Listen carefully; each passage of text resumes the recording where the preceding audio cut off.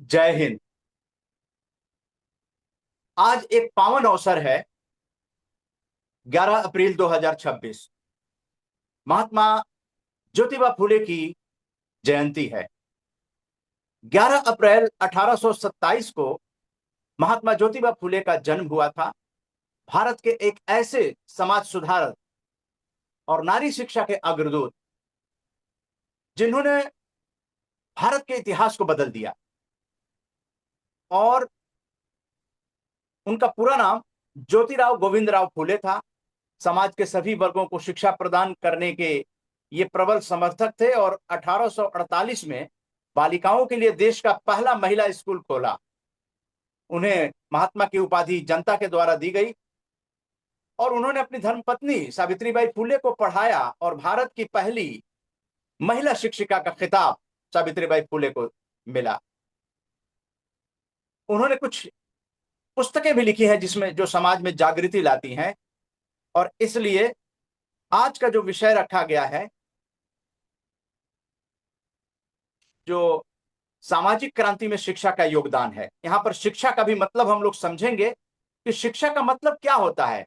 केवल डिग्री नहीं होती है तो क्या होती है, सामाजिक क्रांति कैसे आती है, बदलाव कैसे आता है, नई पीढ़ी को हमें क्या ज्ञान देना है। तो 538वें राष्ट्रीय वेबिनार लेकर RJS PBH RJS positive media 11 अप्रैल को उपस्थित हो गया है। और इसमें जो हम लोगों के अतिथि हैं, जो प्रतिभागी हैं, सभी लोगों का स्वागत करने के लिए मैं कवि और समाज सेवी नई दिल्ली रामानुज सिंह सुंदरम जी को सादर आमंत्रित करता हूं। जी, आर एस सुंदरम। सभी लोगों को नमस्कार। आज नमस्कार, हम जय सभी हिंद। आज जय हिंद। हम लोग आज महात्मा ज्योतिराव फुले जयंती के अवसर पर सभी हम लोग उपस्थित हुए हैं। विषय सामाजिक क्रांति में शिक्षा का योगदान। संस्था RJS PBH RJS positive media के माध्यम से वेबिनार हो रहा है, जिसमें रति चौबे जी, डॉक्टर रविंद्रनाथ जी श्रीवास्तव जी, डॉक्टर जय भगवान दहिया जी हमारे मंच पर उपस्थित हुए हैं। संयोजक श्री उदय कुमार मन्ना जी। मैं अपनी तरफ से आज की इस पुनीत अवसर पर सबका हार्दिक अभिनंदन करते हैं, स्वागत करते हैं। जैसा कि मन्ना जी ने भी बताया, अभी समग्र क्रांति के प्रणेता महात्मा ज्योतिराव फुले जी ने उस काल में समाज सेवा के लिए एक बहुत बड़ा कार्य किया।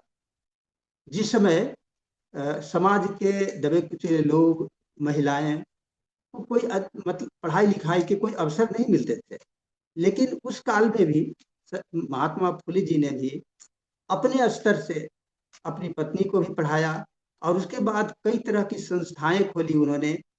पत्नी को उसमें शिक्षिका बनाया प्रथम बार, और उसके माध्यम से इतने सारे कार्य किए हैं कि उस काल में बड़ा कठिन कार्य था।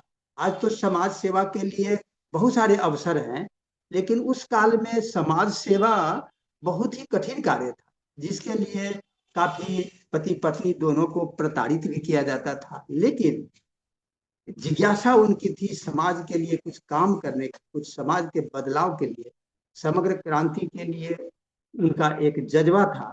और इसलिए उन्होंने अपने संघर्ष को आगे जारी रखा। और आज हम देख रहे हैं कि जिसको विश्व लेवल में उनके क्रांति को, उनके सामाजिक परिवर्तन को सब कोई रिकॉग्नाइज कर रहे हैं। यहाँ तक कि भारत के प्रधानमंत्री जी ने भी रिकॉग्नाइज किया और राष्ट्रीय स्तर पर अब कार्यक्रम होने की तैयारी चल रही है, सरकारी स्तर पर भी। तो एक बहुत बड़ा संघर्ष था। ऐसा नहीं होता, कोई भी संघर्ष आज समाज सेवा में लोग करते हैं तो इतना सरल नहीं था उस काल में, लेकिन महात्मा फुले जी ने ऐसा किया। तो आज इस अवसर पर हमारे बीच में रति चौबे जी उपस्थित हैं, डॉक्टर रविन्द्रनाथ श्रीवास्तव जी भी उपस्थित हैं, डॉक्टर जय भगवान जी भी हमारे बीच में उपस्थित हैं। हम सबका हार्दिक अभिनंदन करते हैं। उदय मन्ना जी कोऑर्डिनेट कर रहे हैं। और हम आज देखेंगे कि किस तरह का योगदान समाज के लिए उन्होंने किया, विविध क्षेत्रों में उनके क्या कार्य कर रहे, जो आज महात्मा फुले जी का एक बड़े स्तर पर, विश्व स्तर पर रिकॉग्नाइजेशन मिल रहा है। जहाँ तक मुझे याद है, अ, जब मैं पटना कॉलेज में पढ़ता था, तो वहाँ तक मुझे महात्मा फुले के विषय में कोई खास जानकारी नहीं थी, क्योंकि मैं गांव के परिवेश से आया था। तो वहाँ तो मैं महात महात्मा बुद्ध हुए, फिर महात्मा बुद्ध जी के साथ साथ में आपका जो नाम पता है, दयानंद सरस्वती जी, विवेकानंद जी, इन सब के विषय में तो चर्चा खूब होती थी। लेकिन उस काल में हमें विशेष जानकारी नहीं थी। लेकिन 90 के दशक में मैं दिल्ली आया, और वो अपने रोजी रोजगार के प्रयास में मैं दिल्ली में जब आया, तो यहाँ एक मित्र मिले, नंद किशोर सैनी जी। और नंद किशोर सैनी जी पत्रकारिता से जुड़े हुए थे, और कुछ समाचार पत्रों में महात्मा फुले जी के संदर्भ में कुछ लिखा करते थे।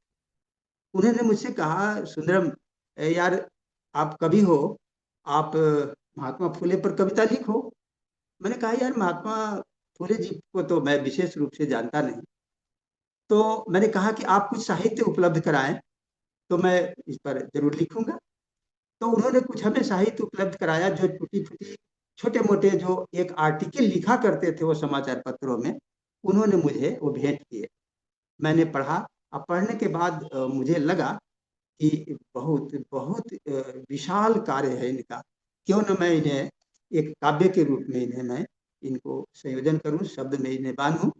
और उसी प्रयास के तहत हमने जो शब्दों में बांधा, वो कविता मैं आप लोगों के बीच में प्रस्तुत कर रहा हूं। और उसका विषय है, सब्जेक्ट है, जो शीर्षक है, समग्र क्रांति के प्रणेता महात्मा ज्योतिराव फुले। सदी 19वीं में चमका था अद्भुत दिव्य सितारा, जिसकी ज्योति से ज्योतिर्मय विस्तृत हिंद हमारा।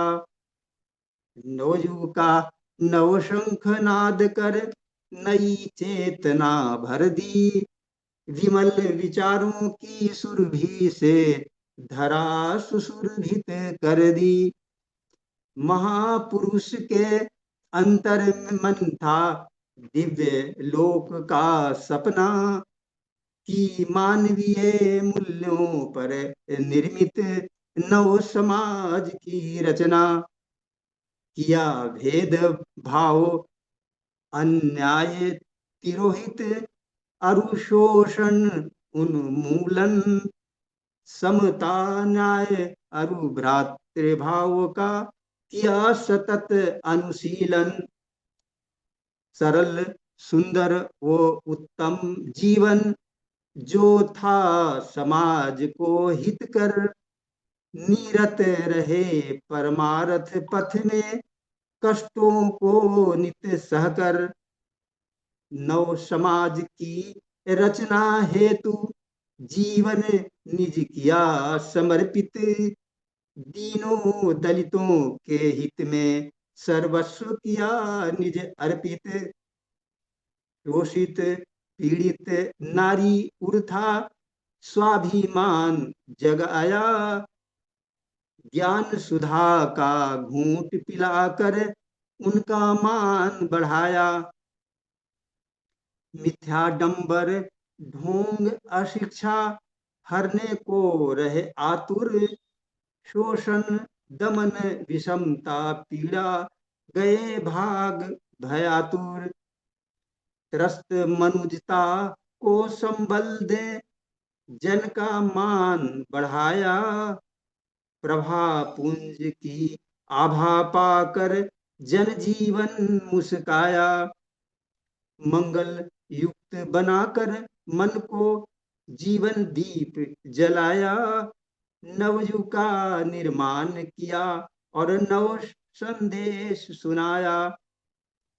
वसुधा के इस बेटे ने की श्रम की सत्य प्रतिष्ठा, जीवन के संग्राम में हर पल रही समाहित निष्ठा। पर उपकार सदा सेवा में रही निरत वह आत्मा, राष्ट्रपिता बापू भी कह गए, असली पूज्य महात्मा, कर्म वीर आदर्श पुरुष का जग करता है गुण गायन। संघर्षों की भट्ठी में तप कर नर होता है नारायण। ज्ञान कर्म एवं श्रद्धा के पावन संगम बीच नहाकर मानवता पुलकित होती है जीवन सुफल बनाकर। युग किरमा निर्माता की कल कीरत युग तक अमर रहेगी। नभ में सूरज चंदा जैसे मार्ग मार्ग प्रशस्त करेगी। सुंदरम इतिहास करेगा झुक झुक कर उनका नित बंदन। ज्योतिबा युग पुरुष तुम्हारा करते कोटि कोटि अभिनंदन। तो आज इस अवसर पर मैं धन्य हूँ कि वेबिनार में मुझे भी एक इनके जन्म दिवस के अवसर पर एक काव्य पाठ करने के अवसर प्राप्त हुए और तमाम देश और विदेश के विद्वतगण सभी लोग उपस्थित हैं, वेबिनार से जुड़े हुए हैं और इस अवसर पर मुझे अपनी कुछ बात कहने की प्रेरणा मिली और आप लोगों के बीच मैंने किया।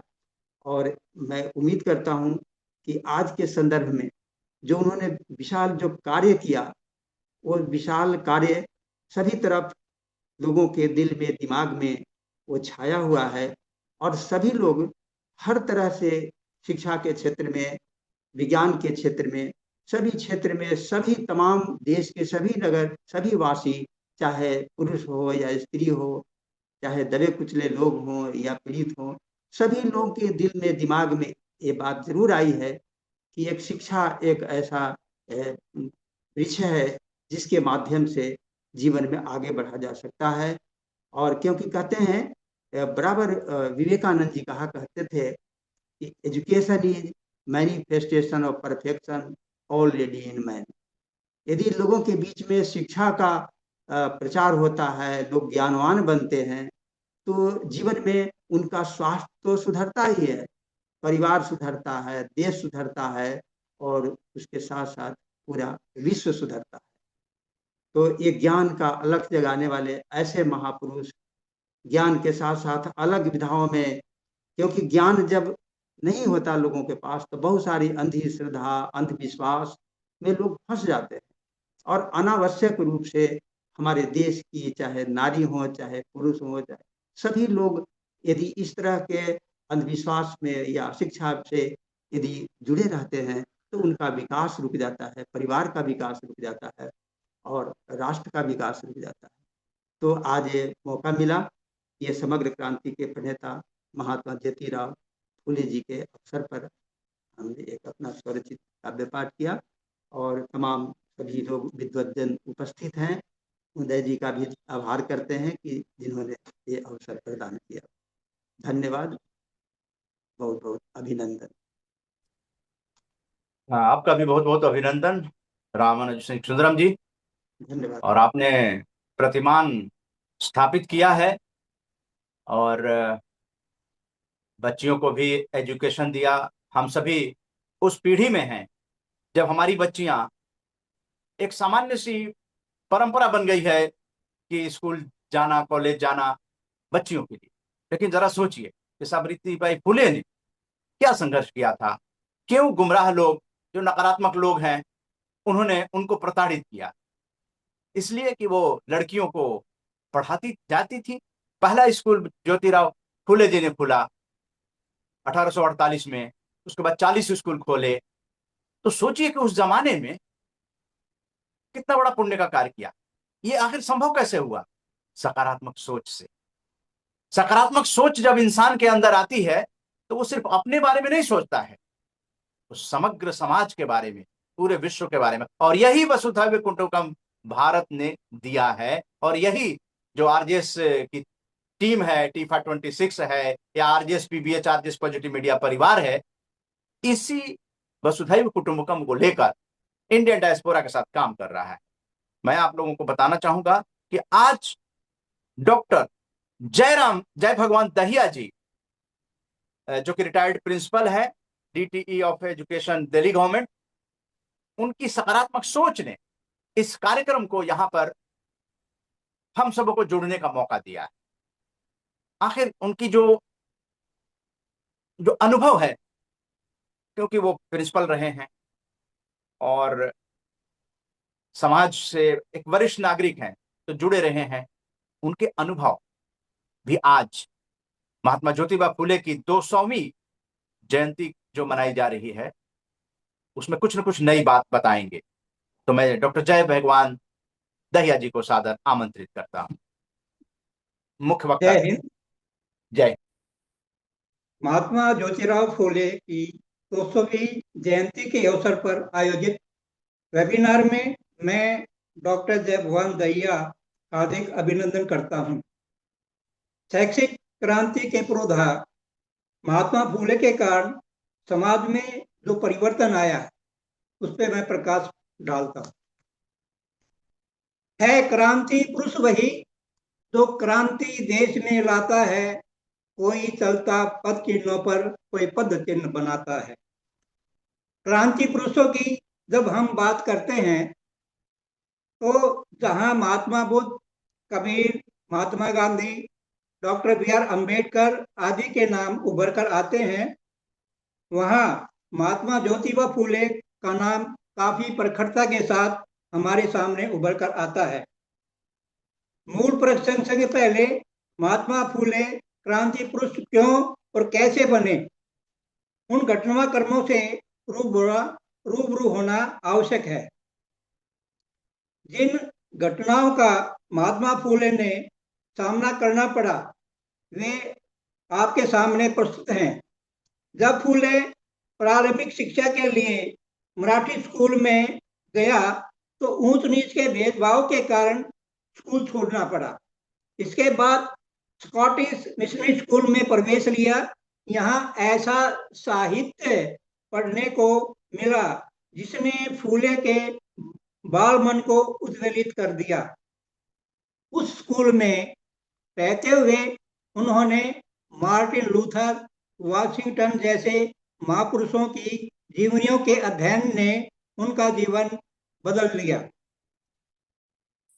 उन्होंने उन मानवीय अधिकारों का पढ़ने को मिला जिसके कारण उन्होंने अपने देश में क्रांति लाने का एक प्रयास और वचन दिया।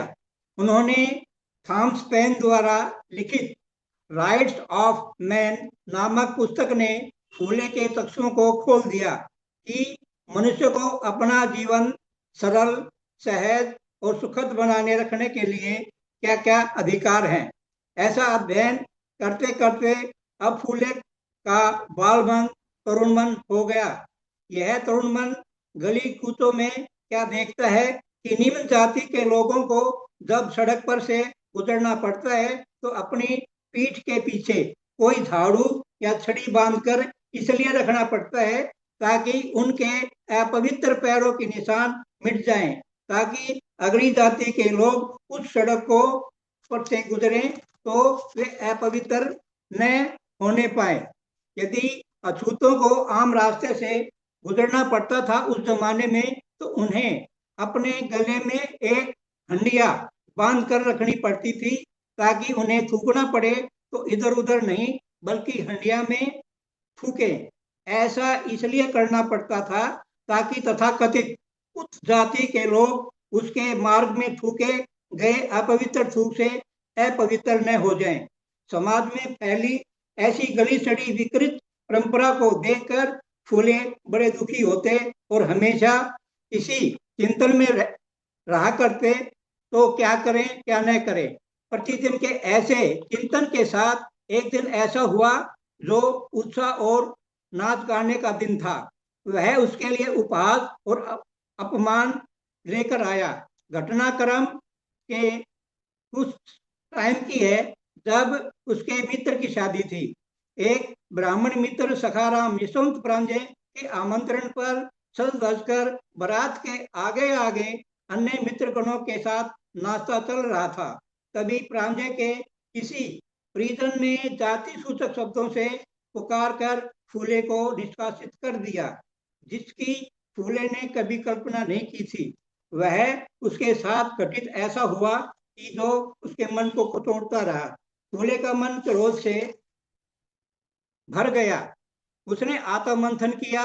समाज में व्याप्त हर बुराई, कुरीति, परंपरा एक एक करके उसके मन मस्तिष्क में तैरने लगी। कभी विधवा होने पर बंगों द्वारा विधवा पर होता अनाचार का हृदय नजर आता। कभी पानी के बिना तरसते बिलखते शूद्रजन, कभी बाल कटे मैले कुचेले कपड़ों में श्रीहीन वे चेहरे जो भरी जवानी में विधवाएं हो गई। ऐसी इन अवांछनीय सामाजिक कुरीतियों के मन में चलती सी फिल्म के बीच वाशिंगटन व मार्टिन लूथर की जीवनियों के संघर्षपूर्ण कृत्य एवं थॉमस पेन के राइट ऑफ मैन झलकने लगे। उसके मन ही मन तुलना की कि भारतीय सूत्रों और अतिसूत्रों की दशा अमेरिकी गुलामों की तरह ही तो है, जिनके साथ पशुवत व्यवहार किया जाता है। अपर्याप्त खाना उनको दिया जाता था। मुझे महात्मा फूले जी ने कि मुझे भी अपने लिए और इन शोषित दीनहीन वर्ग के लिए कुछ तो करना होगा। अधिकारों के लिए तो एकमात्र साधन शिक्षा है। फूले ने सोचा, क्योंकि आगे बताया है, विद्या बिना मति गई, मति बिना नीति गई, नीति बिना गति गई और गति बिना वित्त गया, और जब वित्त गया तो सारे शूद्र गए, यानी इनका विनाश हुआ। अर्थात अभी इनका जो भी बात है कि विद्या के बिना जो मति गई और अंत में जो है इनकी योजना विफल होती गई, ये आगे नहीं बढ़ सके। युद्ध के बिना सूत्रों का पतन हुआ। इतना अनर्थ अकेले अविद्या ने ही किया। फूले ने एक योजनाबद्ध तरीके से शिक्षा देने की योजना बनाई। एक तरफ पढ़ाने के लिए अपनी धर्मपत्नी को शिक्षित किया और पढ़ाने के लिए सावित्रीबाई को तैयार किया। साथ में निम्न जातियों के लोगों के शिक्षा के फायदे बताकर जागरूक किया। लोगों के जागरूक होने तथा सावित्रीबाई प्रशिक्षित होने पर सन 1848 में पहला लड़कियों का स्कूल खोला। एक के बाद एक करके 1852 तक 18 स्कूल खोल दिए। अब ज्योतिबा एवं सावित्रीबा दिन रात समाज में व्याप्त कुरीतियों का बारीकी से अध्ययन करने एवं उनके समाधान करने और कराने में लगे रहते। ध्यान देने की खास बात यह है कि गुणवत्ता पर शिक्षा के लिए जो स्कीमें सरकारी स्कूलों में लागू आज हैं, उन स्कीमों को ज्योतिबा ने अपनी पाठशालाओं में लागू किया। जैसे छात्रों को मुफ्त पाठ्य सामग्री, कपड़े दिए, मिड डे मील दिया जाए, छात्रवृत्ति का प्रावधान रखा जाए, पाठ्यक्रम में व्यावहारिक तथा व्यावसायिक विषय रखे जाएं। बीच बीच में अभिभावकों को स्कूल में बुला करके छात्रों की पढ़ाई की स्थिति का बोध कराया जाए। प्रशिक्षित शिक्षक ही अध्यापन के लिए नियुक्त किए जाएं। शिक्षकों का वेतनमान संतोषजनक हो। फूले जी ने गुणवत्तापरक शिक्षा के लिए 1882 में हंटर आयोग के सामने प्राथमिक शिक्षा की अनिवार्य एवं निःशुल्क शिक्षा के लिए अनुशंसा की थी। किसान और मजदूर भी शिक्षित हों, इसके लिए रात्रि स्कूल खोले। किसानों को शिक्षित करके अच्छे बीज, खाद तथा नई तकनीक से उत्पादन वृद्धि के लिए किसानों को जागरूक किया। अच्छी नस्ल के दुधारू पशुओं के पालन की तकनीक से अवगत कराने की दिशा में कदम उठाए। जल प्रबंधन की आवश्यकता पर बल दिया। इन गतिविधियों के अतिरिक्त नारी से संबद्ध समस्याओं पर विचार कर उनसे संबद्ध कार्य किए, जैसे बाल विवाह, सती प्रथा, पर्दा प्रथा पर रोक, विधवा विवाह को बढ़ावा, विधवाओं के लिए निःशुल्क आश्रम स्थापित, विधवाओं से या नाजायज संबंध से पैदा हुए शिशुओं के लिए बाल हत्या प्रतिबंध गृह स्थापित, दुर्भिक्ष के समय अनाज आपूर्ति के लिए अनाज भंडारण को कार्य रूप दिया। सामाजिक क्रांति में शिक्षा के योगदान की बात करें तो यह शिक्षा का ही कमाल था कि ज्योतिबा फूले ने शैक्षिक क्रांति ऐसा डंका बजाया कि आज पूरे भारत में सभी के लिए शिक्षा प्राप्ति के द्वार खुले हैं। शिक्षा एक ऐसा साधन है जिससे मनुष्य की तार्किक शक्ति का विकास होता है। तर्क के आधार पर मनुष्य अच्छे बुरे की पहचान करता है, परंतु यह ध्यान रहे कि जिससे भी हम तर्क करें, शालीनता का परिचय दें, अड़ियल रवैया न अपनाए। स्वावलंबन भी शिक्षा के माध्यम से सामाजिक क्रांति का द्योतक है। शिक्षा प्राप्त करके ही तो आदमी नौकरी, रोजगार, उत्पादन का कोई जरिया खोजता है, और इसी के कारण आज महिलाएं भी ऑफिसों में, यहाँ तक कि कल्पना चावला तो अंतरिक्ष में जा करके नाम रोशन किया। यह सावित्रीबाई और ज्योतिबा फूले का ही प्रयास था। आगे उत्पादन का कोई जरिया भी हम शिक्षा के माध्यम से ही प्राप्त करते हैं, जिससे आदमी का जीवन स्तर ऊंचा उठता है तथा रहने सहने के सब तौर तरीके, यहाँ तक कि कार्यशैली एवं जीवन शैली बदल जाती है। परंतु इस हमारी बदली जीवन शैली और कार्यशैली से पर्यावरण पर बड़ा अत्याचार हम करते हैं। जल की, बिजली की अनावश्यक प्रभावित भी करते हैं। हमें चाहिए अपने उच्च जीवन स्तर के साथ साथ सदैव पर्यावरण संरक्षण, जल संरक्षण एवं बिजली संरक्षण का भी ध्यान रखें।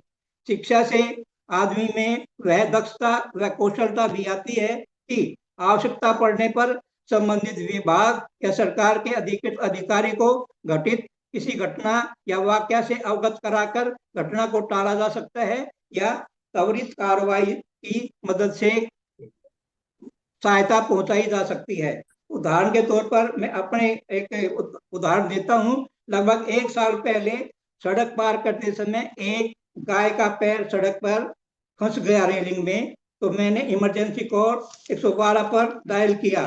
संबंधित अधिकारी का फोन आया, सर लोकेशन भेजिए। मैंने लोकेशन भेजी। थोड़ी देर बाद संबंधित अधिकारी ने सूचना दी कि गाय सुरक्षित निकाल ली गई है। तो ये शिक्षा का ही और शिक्षा के प्रति हमारी जो जागरूकता है उसके कारण है, और ये हम शिक्षा के कारण ही कर पाते हैं। आजकल हम देखते हैं कि भारत के शिक्षित वर्ग में पर्दा प्रथा का उन्मूलन हो चला है, लेकिन पर्दा न करने का यह मतलब बिल्कुल नहीं कि अपने सगे संबंधी व परिजनों के प्रति शिष्टा सूचक कोई संकेत अभिव्यक्त न करे। पहले स्त्री का पुरुषों के प्रति पर्दा करना सम्मान की अभिव्यक्ति का एक सूचक होता था। शिक्षा मनुष्य के लिए एक सशक्त और आत्मविश्वास के रूप में हथियार का काम करता है। ऐसी झलक हमें उस समय देखने को मिलती है जब 1875 में prince of Wales Albert Poona में आए। पूना के जाने माने गणमान्य लोग अल्बर्ट की जी हजूरी में लगे हुए थे, परंतु ज्योतिबा फूले अपनी साधारण पोशाक में अल्बर्ट से मिले और किसान व दुबले कुचले मजदूरों की बात को अल्बर्ट के समक्ष रखा।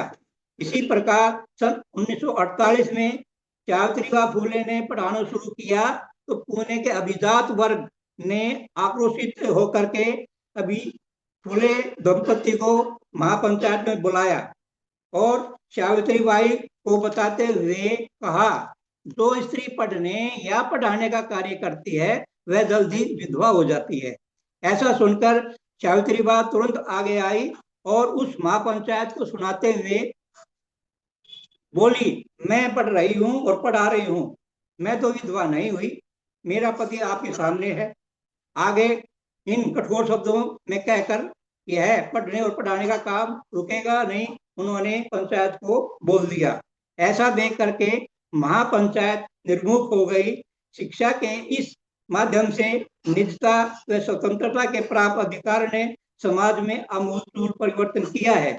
कई बार निजता और स्वतंत्रता के अधिकार के कारण परिवार व समाज के ताने बाने को छिन्न भिन्न होते देखा जाता है।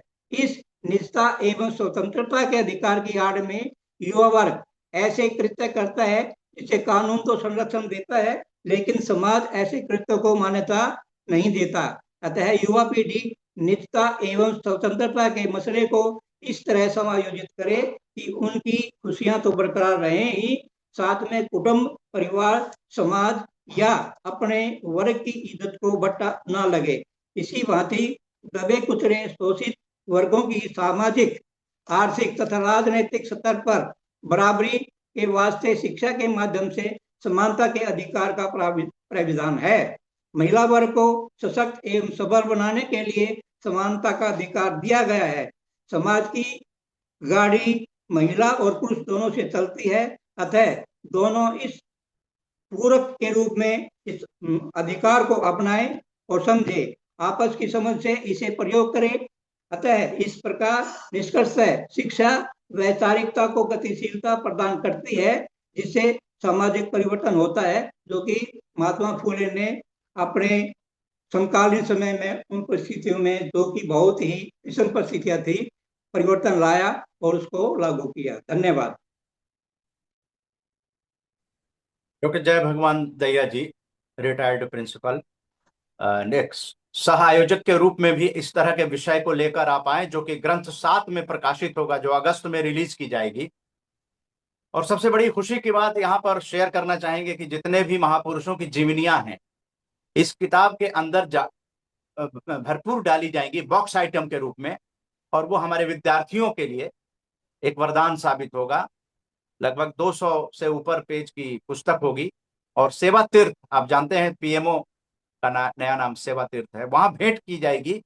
सीधा हम लोग प्रधानमंत्री से मिलने की भी कोशिश करेंगे, और ये अगस्त में सब कुछ संभव होने जा रहा है। ये किताब पूरे भारत में जानी चाहिए, ये लोगों की आकांक्षा है।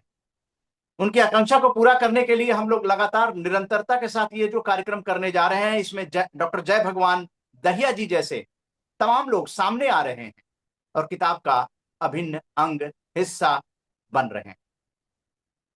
अगला कार्यक्रम जो है आरजेएस पीबीएच के प्रेरणा स्रोत स्वर्गीय श्रीमती जनक दुलारी देवी जी की स्मृति में 12 अप्रैल को सुबह से पूजा पाठ हवन शुरू हो जाएगा, भंडारा होगा, भोज होगा, सब कुछ होगा। लेकिन उसके बीच में उनके विचारों को भी वीडियो संदेश के माध्यम से आरजेएस पॉजिटिव मीडिया पर आपको मिल जाएगा।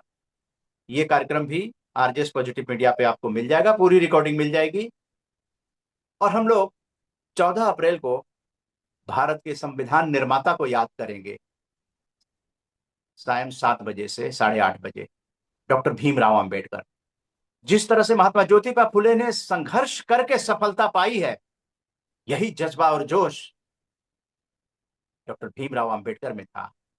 उनको भी बहुत कठिनाइयों का सामना करना पड़ा, लेकिन बैरिस्टर बनकर उन कानूनी पहलुओं को जानने के बाद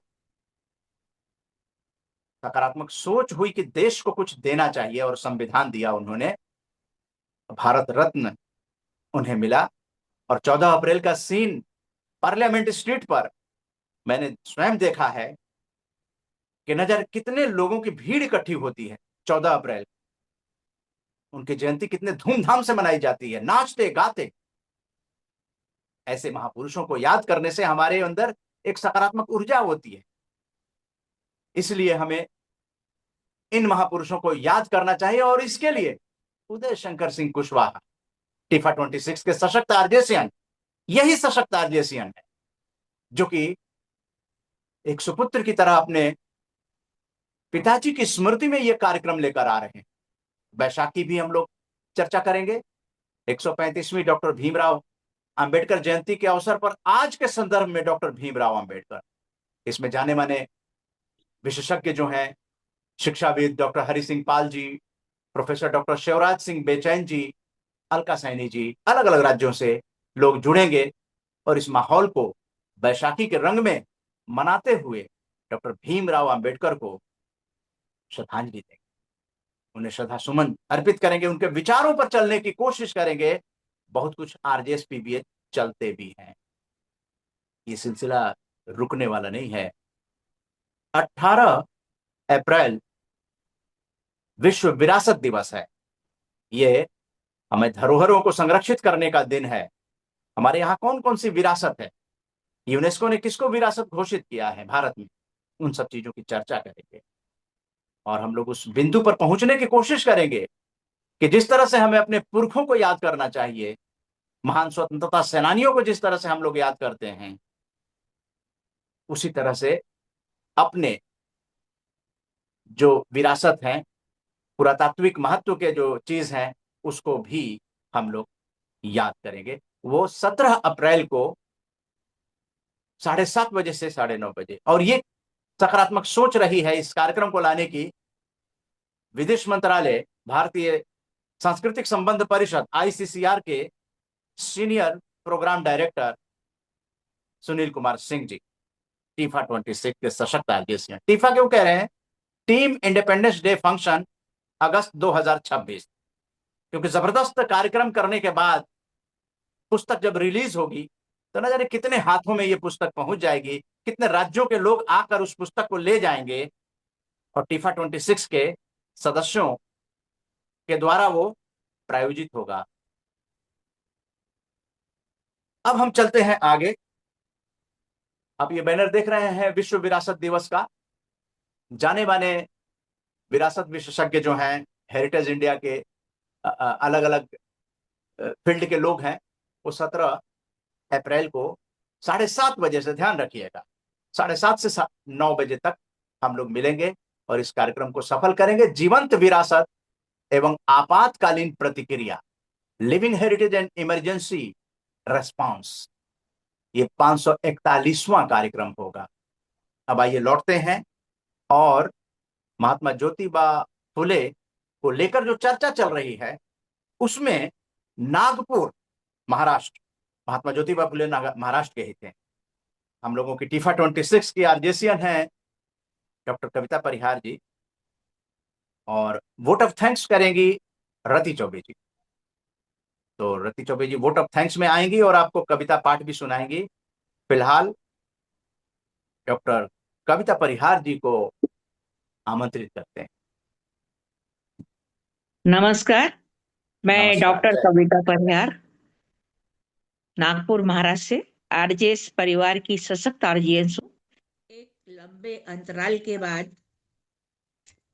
आज मैं मंचित हुई हूँ और आज ज्योतिबा फुले ने पूरे 2 शतक पूरे कर लिए हैं। फिर भी हमें ऐसा लगता है कि हमारे बीच में ही महात्मा फुले जी हैं, क्योंकि उनके आदर्शों का हम पालन करते हैं।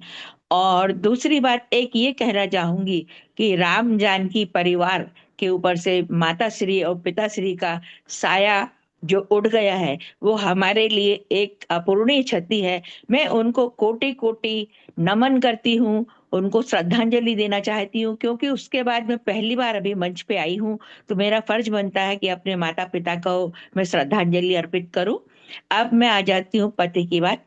मंचासीन सभी अतिथियों को मैं अभिवादन करती हूँ और ज्योतिबा फुले के लिए ये कहना चाहती हूँ कि जैसे उन्होंने बड़े ठोस कदम उठाए थे, जैसा विधवा विवाह हो गया है ना, बाल हत्या होती थी, जैसे पहले के जमाने में बाल विवाह होते थे, स्त्रियां विधवा हो जाती थी तो उन्हें प्रताड़ित किया जाता था, उनका सर मुंडवा दिया जाता था, उन्हें सफेद कपड़े पहना दिए जाते थे, उन्हें किसी शुभ कार्य में शामिल नहीं होने दिया जाता था। तो ज्योतिबा फुले जी ने ऐसा एक घर बनाया था जिसमें ऐसी लेडीज जो थी उनको उन्हें शरण शरण दी, और अपने ही घर का, जैसे छुआछूत का बहुत ज्यादा उस टाइम ये प्रचलन था, जातिवाद था बहुत ज्यादा, तो उन्हें अपने ही घर में लोगों को पानी की टंकियां खोल दी कि सभी लोग एक साथ पानी पिएंगे। सहभोज का उन्हें आयोजन किया और भी स्कूल जगह जगह उन्हें खोले, जिससे आज स्त्रियां इतनी सक्षम हैं।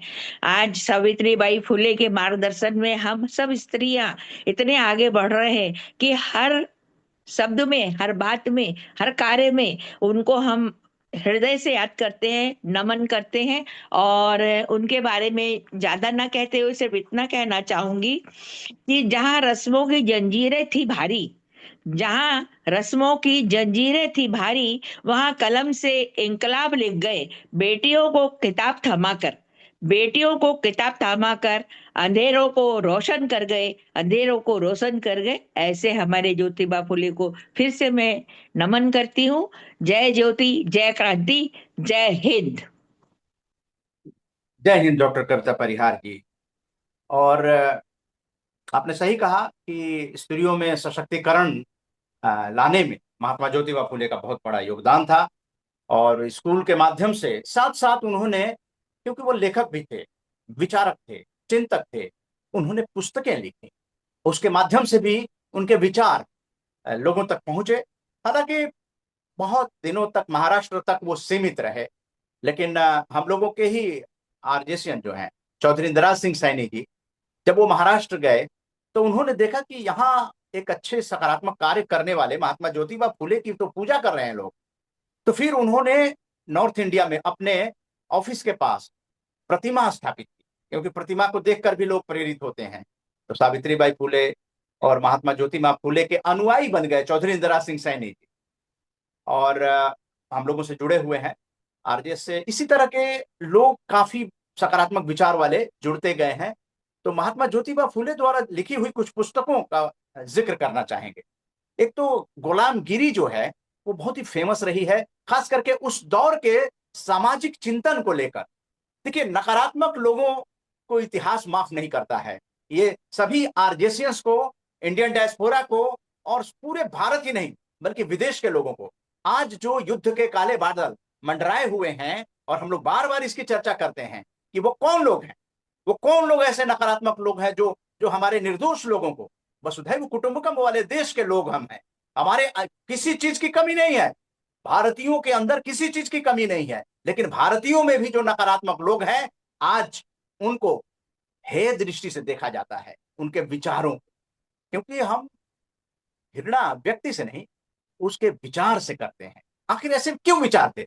अगर सावित्रीबाई फुले महिलाओं को पढ़ाना चाहती थी तो वो ऐसे क्यों नकारात्मक विचार वाले लोग आज उनको हे दृष्टि से उनके विचार को देखा जा रहा है? इसलिए अभी भी समझने की जरूरत है। अभी भी ऐसे एलिमेंट समाज में अगर हैं तो उनको समझने की जरूरत है। इतिहास आपको माफ नहीं करेगा। उन्होंने किताबों के माध्यम से, गुलामगिरी तो एक किताब है, लेकिन इसके अलावा तृतीय रत्न 1885 में लेकर आए वो पावड़ा छत्रपति राजा शिवाजी भोसले का। और उन्होंने किसान का कोड़ा, क्योंकि वो किसानों के भी बड़े शुभचिंतक थे, उनके साथ वो काफी घुले मिले रहते थे। सत्सार हो गया, एक चेतावनी लिखा उन्होंने 1885 में ही, अछूतों की कैफियत, सार्वजनिक सत्य धर्म पुस्तक, और अखंडादि काव्य रचनाएं और लेख पत्र पत्रिकाओं में प्रकाशित करते थे। नगर पालिका में वो थे। मुझे याद आता है कि दयानंद सरस्वती जी जो आर्य समाज के संस्थापक थे, उनको मुंबई में घुसने नहीं दिया जा रहा था। बैठक तो करने की दूर है, वो कह रहे कि आप यहां बैठक नहीं कर सके। दयानंद सरस्वती की बात कर रहा हूं। उस वक्त खड़े हुए नगर पालिका में थे महात्मा ज्योतिबा फुले, और उन्होंने कहा कि आप आइए, कोई दिक्कत नहीं है, मैं व्यवस्था करता हूं। सोचिए कितना पौरुष पुरुषार्थ रहा होगा महात्मा ज्योतिबा फुले में। ये हमें आज की पीढ़ियों को बताना है कि अगर आप सकारात्मक सोच के साथ जीवन यापन करते हैं, हो सकता है कि आपका जीवन सर्वस्व न्यौछावर हो जाएगा। तो भगत सिंह, राजगुरु सुखदेव का उदाहरण है, महात्मा गांधी का उदाहरण है। अपने विचारों को लेकर, विचार ही जिंदा रहते हैं, बाकी सब खत्म हो जाता है। शरीर तो एक दिन खत्म हो जाएगा, लेकिन जब आपके विचार हैं उसकी चर्चा आपके गांव, मोहल्ले, परिवार, और हो सकता है कि ऐसे विचार देश विदेश में किताबों के अंदर आप शामिल होंगे। आरजीएस ने क्या किया? किताब लेकर आया। क्यों लेकर आया? इसलिए कि हमारे आरजीएसियन जो कुछ भी बोल रहे हैं वो उसका डॉक्यूमेंटेशन प्रिंट में भी हो और डिजिटली भी। तो इस तरह से इस कार्यक्रम को आगे हमको बढ़ाना है, और आगे यहाँ पे जुड़े हुए लोगों से जरा हम रूबरू हो लेते हैं और उनकी चर्चा भी करते हैं।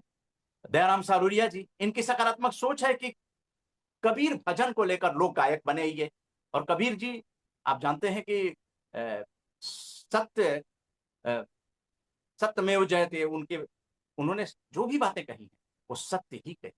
ऐसे ऐसे लोग आरजीएस टीफा 25 के सदस्य हैं, 26 के, जो कि अगस्त में आने वाले हैं।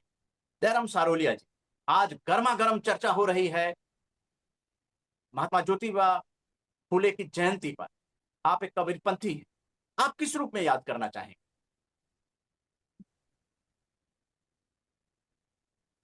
जी, सभी को बहुत बहुत साधुवाद, मेरा सादर चरण वंदन। महात्मा ज्योतिबा फुले जो कि हमारे लिए पूरे जीवन में ऐसे शख्स रहे जिन्होंने नारी शक्ति को एक आत्मबल दिया, और साथ ही साथ जितने भी समाज में आडंबर हैं, आडंबर को खत्म करते हुए उन्होंने जिस प्रकार से संत कबीर ने भी कहा कि अ, जो भी जितने भी मठ मंदिर वगैरह जो भी हैं, किसी की निंदा ना करें, लेकिन जहाँ जो को गलत दिखता है उसको हम जरूर कोसें, और कोसे नहीं, उसको सही दिशा निर्देश देकर सही रास्ते पर लाने की कोशिश करें। ऐसा हमारा आज के परिवेश में, और इसके लिए ज्योतिबा फुले और सावित्रीबाई फुले, इन्होंने समाज को बहुत कुछ दिया है, और उसी के माध्यम से डॉक्टर भीमराव अंबेडकर साहब ने तो हर समाज को, क्योंकि जो एक संविधान लिखकर दिया है उसके धन्यवाद, माध्यम से व्यक्ति। धन्यवाद, धन्यवाद। बात हो गई है। देखिए, हम लोगों के पास समय की सीमा होती है, और आपने ज्योतिबा फुले के बारे में जो विचार व्यक्त किए उसके लिए धन्यवाद आपका। हम सरिता कपूर जी, जो हम लोगों की को ऑर्गेनाइजर रही हैं, मैं उनको सादर आमंत्रित करूंगा कि देखिए, सरिता कपूर जी, आप लेक्चरर बनी, क्या आज महात्मा ज्योतिबा फुले को श्रद्धा सुमन अर्पित करते हुए, क्योंकि स्त्री शिक्षा के वो सूत्रधार रहे हैं, उससे पहले महिलाओं को विधिवत स्कूलों में नहीं पढ़ाया जाता था, क्या कहना चाहते सरिता कपूर? छोटे शब्दों में आप लोग विचार व्यक्त करेंगे, क्योंकि आप प्रतिभागी हैं।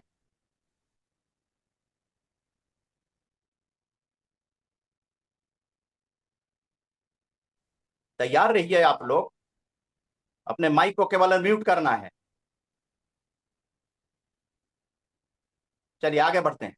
हाँ जी, राकेश नमस्कार। मनचंदा, माइक तैयार रखिए। चलिए सर। आज हम महात्मा ज्योतिबा फूले को याद कर रहे हैं। ये सभी नारियों के लिए बहुत अच्छा दिवस है। नहीं तो आज हम इस अवस्था में ना होते, शायद आज हम अनपढ़ होते। मैं तो ये कहूंगी। तो बहुत ही अच्छा है। आज मैंने आपकी जो संस्थापक हैं इस हमारे सकारात्मक आंदोलन की, माता जी जानकी जी, उनका भी आज मैंने प्रोग्राम देखा, क्योंकि मैं अटेंड नहीं कर पाई थी। तो हर जो प्रतिभा है, नारी है, वो आगे कुछ ना कुछ पीढ़ियों को देकर जाते हैं। जैसे आपको दिया, आप आगे दे रहे हैं। इसी तरह से महात्मा ज्योतिर्बाई फूले को और आपकी माता जी को भी मैं श्रद्धांजलि अर्पित करती हूँ कि हम जैसे ये सब जुड़े हैं ग्रुप, हम में से भी कल को कोई ऐसा व्यक्ति निकलेगा जिसको कि कल को याद किया जाएगा, इतिहास बनेगा। तो मन्ना जी भी इतिहास बना रहे हैं। तो हम सब मिलकर इतिहास बनाएंगे और अच्छा इतिहास बनाएंगे। बस इतना ही मैं धन्यवाद, कहूंगी। धन्यवाद। बिल्कुल सही बात है। गागर में सागर भर दिया आपने। हमारे बीच राकेश मनचंदा जी हैं, जी। क्या विचार है आपके? आप सभी को बहुत बहुत मुबारक हो ये पुण्यतिथि। और मैं ज्योतिबा फुले की सॉरी, दो छोटी पुण्यतिथि? छोटी। किसकी पुण्यतिथि? हेलो। किसकी पुण्यतिथि? नहीं, ज्योतिबा फुले फुले को जयंती जो है, हम याद, जयंती जयंती, है। सॉरी, माफ कीजिएगा, जयंती पर हम लोग इकट्ठे हुए हैं, बातचीत कर रहे हैं। तो उनकी दो कोट्स को मैं याद करता हूं, जिसमें उन्होंने ये कहा कि भाई आसमान से कोई किताब जो है वो नहीं उतरी है, और जो सारी किताबें हैं वो मानव ने ही लिखी हैं। और शिक्षा वही जो सही को सही और गलत को गलत कहने की क्षमता को विकसित करती है, ऐसा महात्मा फूले ने कोट किया था। और इसमें आप ध्यान दीजिएगा कि शिक्षा की जो को सही और गलत को गलत की जो क्षमता है वो आज भी जो है वो धूमिल है, क्योंकि अब अनुभव बहुत बढ़ रहे हैं, इंटरनेट आ चुका है। तो परखने और जानने की जो समाधान है, सुख सुविधा है, उसमें इंसान जो है अभी भी जो है भटकाव में है, भ्रम में है। और उस जो प्रकृति के नियम है वही चाहते थे, चाहे कबीरदास हो, चाहे महात्मा फुले हो, सावित्री बाई फुले हो, वो ये चाहते थे कि जो प्रकृति के नियम है, उसकी व्यवस्था है, उसके आधार पर ही जांच और परख पॉसिबल है। तो मुझे ये लगता है कि ये जो संघर्ष है वो जारी रहेगा। और आप सबको फिर बहुत बहुत बधाई। Thank you. जी हाँ, संघर्ष जारी रहेगा। प्रकृति संघर्ष सिखाती है। स्वयं प्रकृति का निर्माण भी संघर्ष से ही हुआ। जीव जंतु पैदा हुए संघर्ष से ही।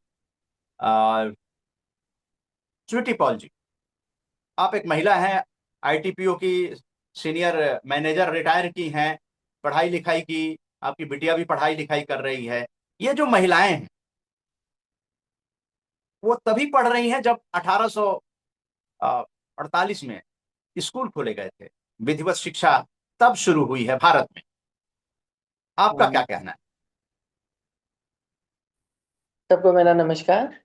आज के दिन के लिए और आज की प्रोग्राम के लिए सर्वप्रथम तो माता जी को श्रद्धांजलि है। और आपकी माता जी को इसलिए श्रद्धांजलि है, उन्होंने आपको भी ज्ञान दिया और आगे भी खुद भी बहुत अच्छे कार्य करके गई हैं दुनिया से। यहाँ मैं यही कहना चाहूंगी कि वो माता जी भी थी और जो ज्ञान देता है वो उसका बहुत बड़ा महत्व है। और आज जिनकी श्रद्धांजलि हम जिसके लिए हम बैठे हैं, उनका भी बहुत बड़ा योगदान रहा है। और आज की स्त्री जो है सशक्त है, वो आगे बढ़ गई है। पहले और अब में मैं सबका डिस्कशन सुन लिया है, लेकिन मैं अब सिर्फ इतना ही कहना चाहूंगी यहाँ कि आज की नारी जो है वो अपना तो भविष्य बना ही रही है, अपने साथ अपने परिवार का, अपने बच्चों का, सबका बना रही है। उसको ये अधिकार दिया गया, जबकि पहले ऐसे नहीं था। पहले की नारी जो थी वो घर की चारदीवारी में, घर के कामों में ही रखा जाता था। लेकिन जैसे जैसे जो नारी है हमारी आगे बढ़ी है, उसने सब चीज को सब जगह से ही अपने आप को भी बनाया और बच्चों को भी बनाया। इसके लिए उसने जो है सर्वप्रथम उसका जो रोल है वो सुबह से लेकर रात तक उसने जो है बहुत मेहनत करी है, पढ़ाई करी है, पढ़ाई के बाद नौकरी करी है और नौकरी के बाद से अपना परिवार चलाया है। अब ये माता जी की जो फोटो देख के लगता है इन्होंने भी बहुत जीवन में वो किया है। इनको मैं बहुत प्रणाम करती हूँ, क्योंकि माँ जो है, माँ का जो वर्णन है वो कहीं नहीं हो सकता है। ये स्त्री भी हैं और एक माँ भी है। और माँ को जो है, माँ जितना कर सकती है वो शायद पिता नहीं कर सकता। पिता सिर्फ पैसा कमाता है, लेकिन माँ जो है वो ज्ञान देती है। माँ को मैं इसलिए बहुत अहमियत और देती हूँ कि ये माँ ही एक ऐसी चीज है जो हमें आगे तक ले जाती है, हमें अच्छे बुरे का ज्ञान कराती है और देती है। और आज के लिए मैं सबको यही कहना चाहूंगी, हर माँ को यही कहना चाहूंगी, वो सांसारिक जो उलझनों में उलझी हुई है उससे निकल के पुरानी माओं की तरह हो जाए, अपने बच्चों को प्यार करे, अपने बच्चों को अच्छी शिक्षा दे। क्योंकि माँ की शिक्षा हमें बहुत आगे ले जाती है। और ये हमारे जीवन का एक बहुत बड़ा सत्य है कि हम जब तक जीवन में जिए अपनी माँ के आचरण को लेके चले, क्योंकि माँ हमें जो है बहुत अच्छा सिखाती है।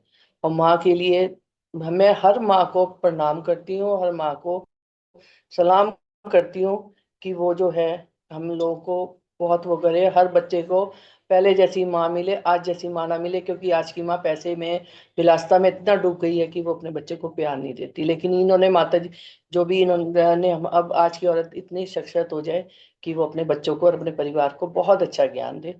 इसके साथ ही मन्ना जी, मैं यही माँ के लिए कहना चाहती हूँ, और जो उन्होंने स्ट्रगल किया हमें इस आगे तक पहुंचाया है, उन सबको भी मैं सलाम करती हूँ। क्योंकि उनके ज्ञान से ही हम लोग आगे बढ़े हैं, और ज्ञान से ही आदमी आगे बढ़ता है, वैसे नहीं बढ़ सकता। सबको जी, मैं प्रणाम करती हूँ, सबसे यही हाथ जोड़ के प्रार्थना करती हूँ, बच्चों को अच्छी शिक्षा दे माँ। सब पुरानी माओ की तरह सब हम माँ बन जाए तो हमारे बच्चे बहुत आगे बढ़ जाएंगे। यही, इसके साथ ही मैं अपनी वाणी को विराम दी। धन्यवाद। स्वीटी पॉल जी ने बिल्कुल सही कहा और आपने श्रद्धांजलि भी दी। और पिता के बारे में मैं बता दूं कि अभी 28 फरवरी को आरजेएस पीबीएच के प्रेरणा स्रोत स्वर्गीय श्री रामजग सिंह जी का निधन हुआ। और 4 वीडियो आरजेएस पॉजिटिव मीडिया पे अपलोड है। 12 अप्रैल को माता जी की स्मृति में कार्यक्रम रखा गया है पटना में। और आरजेएस पॉजिटिव मीडिया पे आप वीडियो देखेंगे 12 अप्रैल का। लेकिन आज एक वीडियो जारी की गई है जिसको सरिता कपूर जी चर्चा कर रही थी। उसमें माता जी ने क्या कार्य किया है, उनके भतीजे ने वो सारी बातें बता दी हैं। अगियाव गांव के रहने वाले, मायके अगियाव में था, ससुराल जो है रतनाड़ था। मात्र 1 कोस की दूरी। आ, उस समय शादियां बहुत दूर नहीं हुआ करती थी उस जमाने में। निश्चित रूप से आरजेएस पीबीएच एक परिवार है, और इसमें दयाराम ये जो उदय शंकर सिंह कुशवाहा जी हैं, अपने पिताजी की स्मृति में कार्यक्रम करने जा रहे हैं। ये आरजेएस पीबीएच पहला ऐसा संगठन है और विश्व स्तर पर है जो अपने पुरखों को, अपने परिवार के लोगों को ट्रिब्यूट देकर उनकी स्मृति में कार्यक्रम कराता है। और वो किताब के अंदर और डिजिटली आप आरजेएस पॉजिटिव मीडिया पे सुन सकते हैं।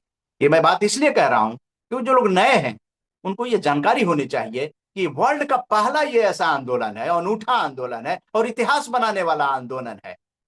स्वतंत्रता सेनानी भी बहुत थोड़े हैं, जनसंख्या करोड़ों में थी, उनका नाम कोई नहीं जानता। लेकिन उन स्वतंत्रता सेनानियों को जिस तरह से नाम जानते हैं, सकारात्मक सेनानियों का भी नाम इतिहास में दर्ज होगा, क्योंकि नकारात्मकता जिस ढंग से दुनिया में फैल रही है, सकारात्मकता की उतनी ही जरूरत है। अब आइए मुख्य अतिथि रविन्द्रनाथ श्रीवास्तव जी को सादर आमंत्रित करेंगे। बहुत बड़े विद्वान और आरजेएस फैमिली पर उनका सदा आशीर्वाद रहता है। उनके मार्गदर्शन में बहुत पहले से कार्यक्रम होते रहे हैं। शायद आप लोगों को नहीं पता होगा कि वो हिंदी एकेडमी के जब सेक्रेटरी थे, उस समय उन्होंने सकारात्मक आंदोलन का बीजारोपण हो रहा था, उस वक्त उन्होंने पूरा समर्थन दिया और कई कार्यक्रम हिंदी एकेडमी के सहयोग से किया गया। ऐसी विभूति जो इस वक्त नालंदा बिहार में है, रविन्द्रनाथ श्रीवास्तव जी परिचय दास जी के नाम से आप लेखक भी हैं, प्रोफेसर और पूर्व विभागाध्यक्ष हिंदी, नव नालंदा महाविहार विश्वविद्यालय बिहार। मैं उन्हें सादर आमंत्रित करना चाहूंगा आज महात्मा ज्योतिबा फूले की जयंती पर। जी रविन्द्रनाथ श्रीवास्तव। धन्यवाद। धन्यवाद। जय हिंद सर। धन्यवाद। जय हिंद। धन्यवाद मन्ना जी, आपका उदय थोड़ा मन्ना जी। वो जी थोड़ा आवाज आ रही है? नहीं, आवाज आ रही है, आवाज। लेकिन आपका मोबाइल उल्टा उल्टा दिख रहा है थोड़ा अच्छा, उसको। अब हाँ अब ठीक है, अब ठीक। ठीक। Thank you. जय हिंद। धन्यवाद और बहुत आभार आपका। हम लोग जुड़े हुए हैं इस सुंदर कार्यक्रम से। और अभी डॉक्टर दैया साहब ने बहुत सुंदर अपना वक्तव्य दिया। बीच बीच में मन्ना साहब ने बहुत अच्छे से विचारों को अभिव्यक्त किया। और सुंदरम जी का कविता पाठ बहुत मर्मकारी था। और सुश्री चौबे जी को भी अभी हम लोग सुन पाएंगे। और बीच बीच में अन्य हमारे वक्ताओं ने बहुत सुंदर अपने वक्तव्य दिए। मैं सबका हृदय से कृतज्ञ और आभारी हूँ। जो शिक्षा के रूप में जो क्रांतिकारी समाज हम लोग बनाना चाहते हैं, ये आज का विषय मुख्य रूप से रखा गया है। तो मेरा जो इसमें विचार है वो कुछ इस प्रकार है। मैं संक्षेप में ही बोलना चाहूँगा कि पहली बात यह है कि शिक्षा व्यक्ति में एक चेतना पैदा करती है। चेतना जो व्यक्ति का मूल स्वभाव है उसको पैदा करती है, जगाती है। और इससे व्यक्ति क्या करता है चेतना जगने से, कि जो अन्याय है उस अन्याय को पहचान लेता, तो उसके अंदर वह एक संघर्ष की क्षमता पैदा होती है जो अन्याय का प्रतिरोध कर सके। आखिर मनुष्य पैदा क्यों हुआ? मनुष्य पैदा इसलिए हुआ है कि मनुष्यता की भावना का विकास हो, न्यायप्रिय समाज बने, सामाजिक न्याय आए और अन्याय का दमन हो। तो शिक्षा अन्याय को पहचान दिलाती है, ये उसका सबसे बड़ा और प्राथमिक कार्य है। यह क्या करती है कि जो व्यक्ति के और समाज के जीवन में जो अंधविश्वास है, उस अंधविश्वास को और उन रूढ़ियों को चुनौती देती है जो हमारे समाज को लगातार पहले भी खोखला कर रही थी, अभी भी खोखला कर रही है। अब बहुत बारीकी से समझने की जरूरत है कि वो अंधविश्वास क्या है, वो रूढ़ियां क्या हैं। बहुत बारीक अंतर है, इसको आप नहीं समझेंगे तो समाज ऐसे ही खोखला होता रहेगा। लेकिन शिक्षा आपको वो तमीज देती है, वो तरीका देती है, वह ज्ञान देती है, वह प्रज्ञा देती है, वह विवेक देती है, जिससे आप पहचान सकें कि समानता क्या है, भावना क्या है, एक दूसरे से कैसे जुड़ें। आज आप देखिए सूचना के युग में हर आदमी अपना अपना मोबाइल लेके बैठा रहता है, जुड़ाव लगातार कम हो रहा है। आप देखिएगा गांव में चले जाइए, हम तो गांव के आदमी हैं, मऊनाथ भंजन जिले का एक छोटा सा गांव रामपुर कांदी है। तो लगातार लोग अपने सूचना के क्रम में, पहले कौड़ा होता था, वहां अलाव जलता था, लोग बैठते थे, जुड़ते थे, उससे एक दूसरे में भावना पैदा होती थी, एक दूसरे से संस्कार पैदा होते थे। दामाद आता था तो सबका दामाद गांव भर का होता था। शादी होती थी तो सब गद्दे, बिस्तर, तकिया, रजाई, पलंग सब एक दूसरे के यहाँ जाती थी। एक दूसरे से व्यापार, मतलब एक कार्य का व्यापार होता था, प्रेम का व्यापार होता था, लोग मिलते थे, जुलते थे। आप ये देखिए, इन चीजों को देखिए आप। तो धीरे धीरे शिक्षा का क्रम सूचना में बदल गया, ये मैं बताना चाहता हूँ। शिक्षा को सूचना में नहीं बदलना है, शिक्षा को प्रज्ञा में बदलना है, शिक्षा को समझ में बदलना है। तो शिक्षा समानता और भावना, जो मैंने भावना के ऊपर गांव का उदाहरण दिया, वो समझने की बहुत जरूरत है, उसको समझना चाहिए। शिक्षा दलित जो है, जो वंचित है, जो पीड़ित है, उत्पीड़ित है, उसको और स्त्री को और वंचित समाजों को एक नया आयाम देती है, उसको सशक्त बनाती है। आखिर शिक्षा अगर वंचित को, दमित को आयाम नहीं देगी, उसको विकसित नहीं करेगी, तो शिक्षा का काम क्या है, आप मुझे बताइए। शिक्षा क्या करती है कि लोकतांत्रिक जो मूल्य है, डेमोक्रेटिक जो वैल्यूज है, जैसे स्वतंत्रता है, समानता है, बंधुत्व है, इसको फैलाती है, इसको विकसित करती है। इसीलिए हम आज के दिन याद कर रहे हैं और ये सब चीजें सामने ले आ रहे हैं। हमारे जितने अधिकार हैं, वो क्या हमारे अधिकार हैं, इसको कौन बताता है? संविधान में हमारे क्या हक हैं, इसको कौन बताता है? इसको हमारी शिक्षा बताती है। तभी हम एक क्रांतिकारी समाज, जो कि आज के इस हमारे व्याख्यान का विषय है, वो इसीलिए हमें पता चलता है कि संविधान में हमारे क्या अधिकार हैं, हमारा व्यक्ति का क्या जागरूक अधिकार है, ये हमें शिक्षा बताती है। इसीलिए शिक्षा को आज जरूरी, पूरी दुनिया में देखिए, भारत में क्या बात है, पूरी दुनिया में देखिए। और शिक्षा आपको तार्किक बनाती है, आप तर्क कर पाते हैं, प्रश्न करते हैं, सवाल उठाते हैं। अगर शिक्षा नहीं हो तो आप सवाल ही नहीं उठा पाएंगे, आपके अंदर वो प्रज्ञा ही नहीं आएगी कि बात उठाएंगे। अब शिक्षा का मतलब केवल एमए बीए की पढ़ाई नहीं है। पता नहीं, कुछ लोग तो यही समझ रहे होंगे कि जब तक डिग्री न एमए की मिल जाए, बीए की न मिल जाए, पीएचडी की न मिल जाए, और हम किसी पोस्ट पर जाकर बैठ न जाए। अरे भैया, पोस्ट भी आदमी के ज्ञान को द्योतित नहीं करती है। मैं इस मंच के माध्यम से नहीं कहना चाहता कि किन किन पोस्टों पर लोग बैठे हैं और उन्हें नहीं चीजों का पता। इसी तरीके से शिक्षा की तो हालत ये है, जो इस समय शिक्षा की, कि वो डिग्री में तब्दील होती गई है, कागज में तब्दील होती गई है। पन्ना मिल जाता है कि आप पास हो गए, और वो पास नहीं होते। पास होना मतलब जिंदगी को पास होना है। हमारे संत कवियों ने कहा है कि उतर गए सागर पार। ये सागर क्या है? यही जो हमारा जो सांसारिक जीवन है, जिसको हम पूरी शिक्षा के साथ, पूरे इज्जत के साथ, पूरे सम्मान के साथ पार कर सकते थे, हमने शिक्षा नहीं ली। इसी को हमारे मध्यकाल के कवियों ने सत्संगति कहा। कबीर दास कहते हैं कि सत्संगति जो है, संगति का मतलब अच्छी लोगों की सोहबत, शिक्षा, शिक्षा अर्जित करना। अब शिक्षा मान लीजिए कि एक स्कूल में होती है, यूनिवर्सिटी में होती है, तो शिक्षा मतलब केवल पढ़ाई नहीं, भीतर का आचरण, मनुष्य होना, आदमियत को पैदा करना। और यही शिक्षा आपको आर्थिक स्तर को भी विकसित करने का अवसर देती है। आपके अंदर वो क्षमता पैदा करती है कि आपका स्तर शिक्षित हो तो आप आर्थिक रूप से समृद्ध बने। ये नहीं है कि केवल आप बने पढ़ुआ व्यक्ति बन जाए। कई बार लोग सोचते हैं, हमारे गांव में जो आदमी होता है कि एमए पास कर लिया, पीएचडी कर लिया, डीलिट कर लिया, एमटेक कर लिया, तो वो पढ़ुआ आदमी हो गया। लेकिन उसकी आर्थिक स्थिति, उसके घर की आर्थिक स्थिति, उसके समाज की आर्थिक स्थिति, उसके गांव की आर्थिक स्थिति। और चूंकि ज्यादा लंबा इस पे बहस नहीं करना है, बोलना नहीं है, तो दो तीन मुद्दों को कह के मैं इस बात को समाप्त करना चाहूंगा कि सबसे बड़ी बात है कि शिक्षा आपको नैतिक बनाती, एथिकल बनाती। जब आप कोई गलत काम करने जाते हैं तो शिक्षा भीतर से संवेदनशील रूप में आपको रोकती है कि ये गलत काम नहीं करना। किसी गरीब आदमी का गला नहीं दबाना है, किसी अमीर आदमी का पैर यूं ही काम निकालने के लिए नहीं छूना है।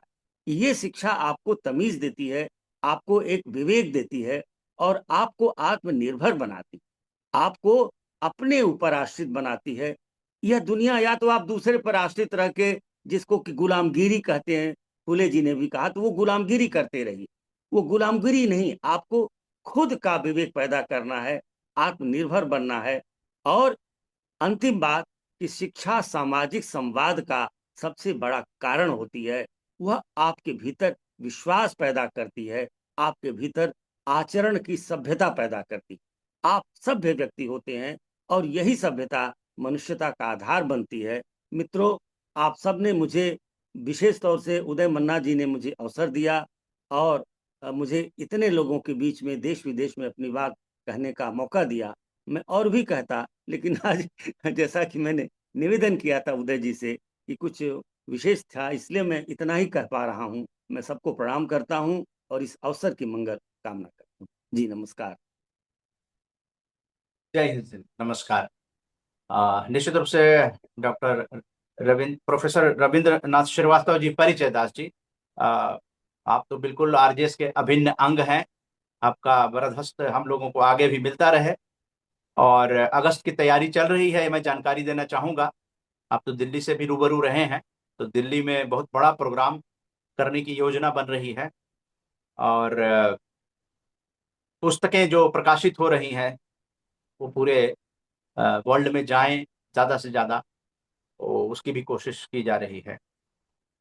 अब आज के जो को ऑर्गेनाइजर हैं डॉक्टर जय भगवान दहिया जी, आपने भी नाम लिया उनका, बहुत ही सारगर्भित तरीके से सकारात्मक विषय पर आज जयंती पर उन्होंने अपने संवाद प्रस्तुत किए।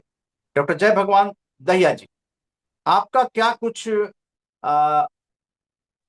उपसंहार में कहना चाहेंगे आज के कार्यक्रम को लेकर? जो कुछ भी हमारे टीफा 26 के लोगों ने भी विचार व्यक्त किए, आपने व्यक्त किए, सुंदरम जी ने कविता कही, तो डॉक्टर जय भगवान दहिया जी, आप अनम्यूट करके माइक और 2 शब्द, उसके बाद सुंदरम जी से भी हम जानना चाहेंगे और उसके बाद मैं रति चौबे जी को धन्यवाद ज्ञापन के लिए आमंत्रित करूंगा। माइक को अनम्यूट। हाँ जी जी जय जी जी जी जी। आज के इस उपसंहार के में मेरा निवेदन ये है कि जो ज्योतिबा फूले जी ने एक संघर्ष का जो बिगुल बजाया था,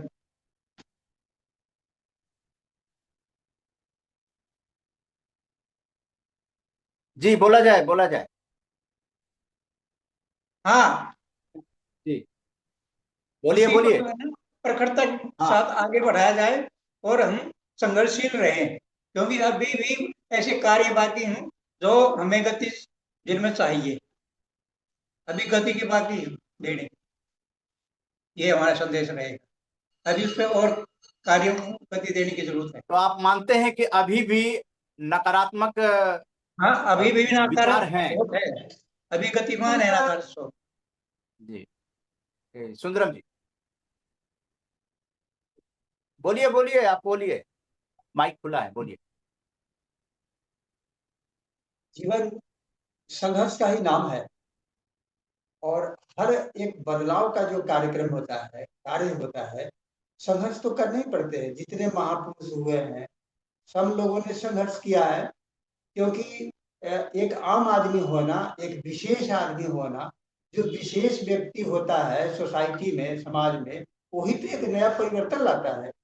आम व्यक्ति तो आम जिंदगी जीते हैं, लेकिन एक विशेष व्यक्ति जो होता है समाज के लिए, राष्ट्र के लिए एक विशेष कार्य करता है और विशेष कार्य करने के कारण ही वह व्यक्ति विशेष हो जाता है।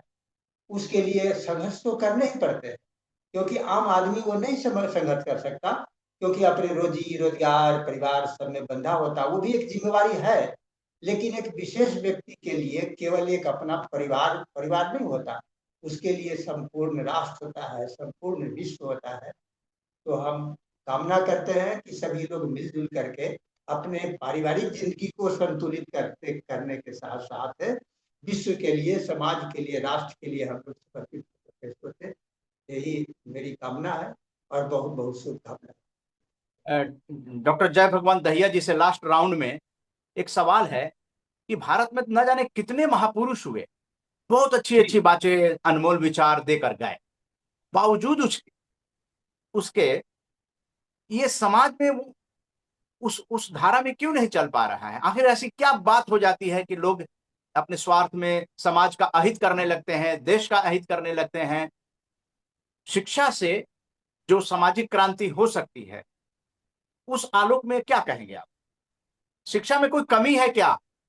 शिक्षा में कमी क्या है कि उसकी जो विचारधारा है ना, एक उनकी जो जीवन शैली और कार्यशैली है उसके ऊपर निर्भर करूँ। एक आदमी जो है अपनी कार्यशैली कार्य कार्य नहीं कर पाते हैं।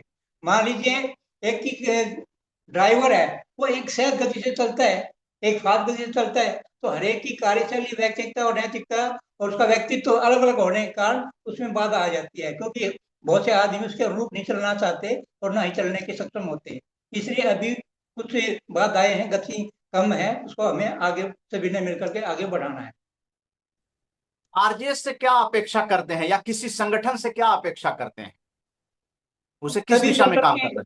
एक सामूहिक प्रयास से चलता है, क्योंकि मान लीजिए कोई अकेला है, हालांकि अकेला कहा होता है कि बाहर नहीं पहुंच सकता, लेकिन बहुत सारे जो इंसान है ज्योतिबा ने अकेले नहीं संघर्ष किया, लेकिन फिर भी जहां अकेला नहीं है तो सामूहिक बनकर के हमें आगे उस कार्य को बढ़ाना है। जी, बहुत अच्छा, बहुत बहुत धन्यवाद डॉक्टर जय भगवान दहिया जी, आज के को ऑर्गेनाइजर।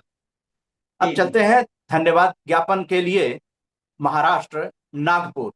महात्मा ज्योतिबा फुले भी आपको पता है कि वो महाराष्ट्र के रहने वाले थे। वहां की कवयित्री रति चौबे जी से जानेंगे कविता के रूप में, और धन्यवाद ज्ञापन को लेकर वो उपस्थित हो रही हैं। रति चौबे जी। नमस्कार, मैं रति चौबे, टीफा 26, एक सशक्त आरजेएस पॉजिटिव मीडिया की आज 538वें नेशनल वेबिनार में विभिन्न प्रांतों से आमंत्रित विद्वानों का मैं अभिनंदन करती हूं। और आज सामाजिक क्रांति में शिक्षा का योगदान देने वाले महात्मा ज्योतिबा फुले की हम जन्म जयंती मना रहे हैं। ज्योतिबा फुले एक महान समाज सुधारक, विचारक, अंधविश्वास के विरुद्ध जागरूकता फैलाने वाले पुरुष थे। शिक्षा का दीप प्रज्वलित कर अंधकार को उन्होंने समाप्त किया, सामाजिक कुरीतियों के विरुद्ध आवाज उठाई और ऐसे गुंजायमान हुई कि महिला सशक्तिकरण के लिए उनकी ही जीवन साथी सावित्रीबाई फुले एक उनका संबल बनी और उनके साथ कदम से कदम मिलाकर वे बढ़ते ही गए। महाराष्ट्र के मस्तक के वे शिरोमणि थे, एक आदर्श थे और हमेशा रहेंगे। सभी आमंत्रित अतिथियों के सार्थक प्रेरक विचार अभी आप सबने सुना। उनके लिए मैं पुनः आदरणीय मुख्य अतिथि Rabindranath Srivastava ji, doctor Jai Bhagwan Dahiya ji, R Sundaram ji, Sarita ji, doctor Kavita Parihar, Sarolia ji, Rakesh Manchanda ji और स्वीटी पाल जी को धन्यवाद देती हूँ, जिन्होंने अपना बहुमूल्य समय आज इस कार्यक्रम में दिया। साथ ही आदरणीय मन्ना जी का भी मैं आभार मानती हूँ, जिन्होंने ये सुंदर कार्यक्रम आयोजित किया। मन्ना जी के सदैव ही कार्यक्रम बहुत ही सकारात्मक होते हैं, उनके लिए मैं उन्हें बार बार धन्यवाद देती हूँ। कार्यक्रम की समाप्ति भी मैं अपनी एक कविता से ही करना चाहूंगी। हे महान योद्धा क्रांति पुरुष ज्योतिबा फुले, हे महान योद्धा क्रांति पुरुष ज्योतिबा फुले, करती हूँ मैं तेरा अभिनंदन। अशिक्षा के अंधकार का नाश किया, ज्योति से ज्योत जलाकर तुमने। अशिक्षा के अंधकार का नाश किया, ज्योति से ज्योत जलाकर तुमने। जीवन का एक अद्भुत उपहार हो तुम, जीवन का एक अद्भुत उपहार हो तुम। खुद एक मधुर गीत बन गूंजे तुम, खुद एक मधुर गीत बन गूंजे तुम। विचलित न हुए जिंदगी की धूप से, विचलित न हुए जिंदगी की धूप से। महाराष्ट्र के मस्तक के तिलक हो तुम। सावित्री के साथ कदम मिलाकर शिक्षा का शंखनाद किया, सावित्री के साथ कदम मिलाकर शिक्षा का शंखनाद किया। आदित्य बन शिक्षा अलख जलाई, आदित्य बन शिक्षा अलख जगाई। तोड़ जाति भेद, तोड़ जाति भेद शिक्षा के खोले द्वार। सच धन्य धन्य हो हे ज्योतिर्मय। शिक्षा की एक आग, शिक्षा की एक आग और एक तड़प भर दी नर नारी बच्चों की नस नस में। रच डाला उसी तपन से एक नया इतिहास, रच डाला उसी तपन से एक नया इतिहास। बरगद से बलिष्ठ तना थे तुम, बरगद से बलिष्ठ तना थे तुम, शिक्षा के लिए वरदान बने तुम, शिक्षा के लिए वरदान बने तुम, शिक्षा के तुम कवच ढाल थे, शिक्षा के तुम कवच ढाल थे, मार्गदर्शक और शुभचिंतक थे, शिक्षा की कस्तूरी महक के मृग थे, शिक्षा की कस्तूरी महक के मृग थे, तभी सावित्री बनी महिला सशक्तिकरण की एक नींव, बनी संजीवनी सबकी, इतिहास में अमिट रहेगा नाम तेरा, आदित्य बन दहके ज्योति बा तुम, किरणें बन बिखरी सावित्री बा फुले, अवतरित हुई धरा पर सरस्वती बन, करती हूँ मैं तुम्हें नमन। जय हिंद। साथ ही आदरणीय स्वर्गीय माता जी जानकी देवी जी को मैं विनम्र श्रद्धांजलि भी देती हूँ। नमस्कार, धन्यवाद। धन्यवाद रति चौबे जी। और अब समय हो गया है कार्यक्रम संपन्न करने का, तो मैं technical team, social media team और क्रिएटिव टीम का धन्यवाद करते हुए अब इस कार्यक्रम को संपन्न करता हूं। मैं उदय कुमार मन्ना, संस्थापक और राष्ट्रीय संयोजक, राम जानकी संस्थान, पॉजिटिव ब्रॉडकास्टिंग हाउस और RJS positive media. RJS positive media पे आप कमेंट करना ना भूलें, उसे लाइक और शेयर करना ना भूलें, क्योंकि आपको भी नहीं पता है कि आपके शेयर और लाइक करने से, कमेंट करने से आप कोई ना कोई इतिहास निर्माण कर रहे हैं। जय हिंद, जय भारत। जय हिंद।